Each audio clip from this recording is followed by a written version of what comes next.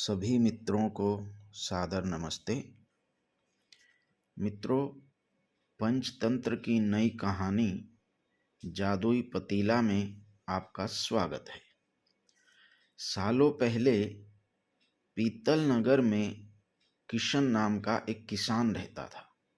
वह गांव के एक जमींदार के खेत पर काम करके किसी तरह अपना घर चला रहा था।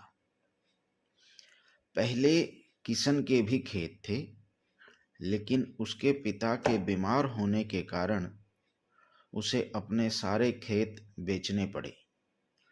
मजदूरी में मिलने वाले पैसों से पिता का इलाज कराना और घर का खर्च चलाना मुश्किल हो रहा था। वो हर दिन सोचता था कि कैसे घर की स्थिति को बेहतर किया जाए। आज भी इसी सोच के साथ सुबह सुबह जमींदार के खेत पर काम करने के लिए किशन अपने घर से निकला। खुदाई करते समय उसकी कुदाल किसी धातु से टकराई और तेज आवाज हुई। किशन के मन में हुआ कि आखिर ऐसा क्या है। उसने तुरंत एक हिस्से को खोदा तो वहां से एक बड़ा सा पतीला निकला। पतीला देखकर किशन दुखी हो गया। किशन के मन में हुआ कि ये जेवरात होते तो मेरे घर की हालत थोड़ी सुधर जाती। फिर किशन ने सोचा, चलो अब खाना ही खा लेता हूँ, बहुत भूख लगी है। किशन ने खाना खाने के लिए अपने हाथ की कुदाल उस पतीले में फेंक दी और हाथ मुंह धोकर खाना खाने लगा। खाना खत्म करने के बाद किशन अपनी कुदाल उठाने के लिए उस पतीले के पास पहुंचा। वहां पहुंचते ही किशन हैरान हो गया। उस पतीले के अंदर एक नहीं बल्कि बहुत सारे कुदाल थे। उसे कुछ समझ नहीं आ रहा था। तभी उसने अपने पास रखी एक टोकरी भी उस पतीले में फेंक दी। वो एक टोकरी भी पतीले के अंदर जाते ही बहुत सारी हो गई। यह सब देखकर किशन खुश हो गया और उस जादुई पतीले को अपने साथ लेकर अपने घर चला गया। वो हर दिन उस बर्तन में अपना कुछ औजार डालता। अब वो ज्यादा हो जाते, तब उन्हें बाजार जाकर बेच आता। ऐसा करते करते किशन के घर की हालत सुधरने लगी।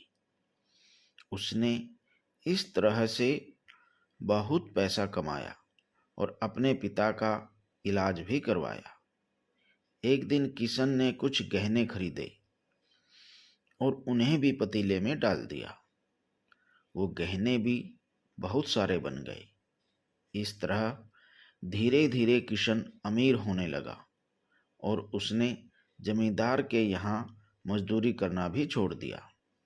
किशन को अमीर होते देख जमींदार मोहन सिंह को किशन पर शक हुआ। वो सीधे किशन के घर पहुंचा। वहां जाकर उसे जादुई पतीले के बारे में पता चला। उसने किशन से पूछा, तुमने यह पतीला कब और किसके घर से चुराया? डरी हुई आवाज में किशन बोला, यह पतीला मुझे खेत में खुदाई के समय मिला था। मैंने किसी के घर चोरी नहीं की है। खेत में खुदाई की बात सुनते ही जमींदार ने कहा, यह पतीला जब मेरे खेत से मिला है तो यह मेरा ही हुआ। किशन ने जादुई पतीला ना लेकर जाने की बहुत मिन्नतें की, लेकिन जमींदार मोहन सिंह ने उसकी एक ना सुनी और वो जबरदस्ती करते हुए जादुई पतीले को अपने साथ अपने घर ले गया। जमींदार ने भी किशन की ही तरह उसमें सामान डालकर उसे बढ़ाना शुरू किया। एक दिन जमींदार अपने घर में मौजूद सारे गहने एक एक करके उस पतीले में डाल दिए और रातों रात बहुत अमीर हो गया। एकदम से जमींदार के अमीर होने की खबर पीतल नगर के राजा तक पहुंच गई। पता लगने पर राजा को भी जादुई पतीले की जानकारी मिली। फिर क्या था? राजा ने तुरंत अपने लोगों को भेजकर जमींदार के यहाँ से वो पतीला राजमहल में मंगवा लिया। राजमहल में उस जादुई पतीले के पहुंचते ही राजा ने अपने आसपास मौजूद सामान को उसमें डालना शुरू किया। सामान को बढ़ता देखकर राजा दंग रह गया। होते होते आखिर में राजा खुद उस पतीले में चला गया। देखते ही देखते उस पतीले से बहुत सारे राजा निकल आए। पतीले से निकला हर राजा बोलता, मैं पीतल नगरी का असली राजा हूँ। तुम्हें तो इस जादुई पतीले ने बनाया है। ऐसा होते होते राजा आपस में लड़ने लगे और लड़कर मर गए। लड़ाई के दौरान वो जादुई पतीला भी टूट गया। जादुई पतीले के कारण राजमहल में हुई इस भयानक लड़ाई के बारे में नगर में सबको पता चल गया। इस बात की जानकारी मिलते ही मजदूर किशन और जमींदार मोहन सिंह ने सोचा, अच्छा हुआ कि जादुई पतीले का हमने सही से इस्तेमाल किया है। उस राजा ने अपनी मूर्खता के कारण अपना जीवन खो दिया। कहानी की सीख। जादुई पतीले की कहानी से हमें दो सीख मिलती है। पहली यह कि मूर्खता का अंत बुरा ही होता है। दूसरी यह कि हर सामान का इस्तेमाल संभल कर करना चाहिए, अन्यथा हानिकारक हो सकता है।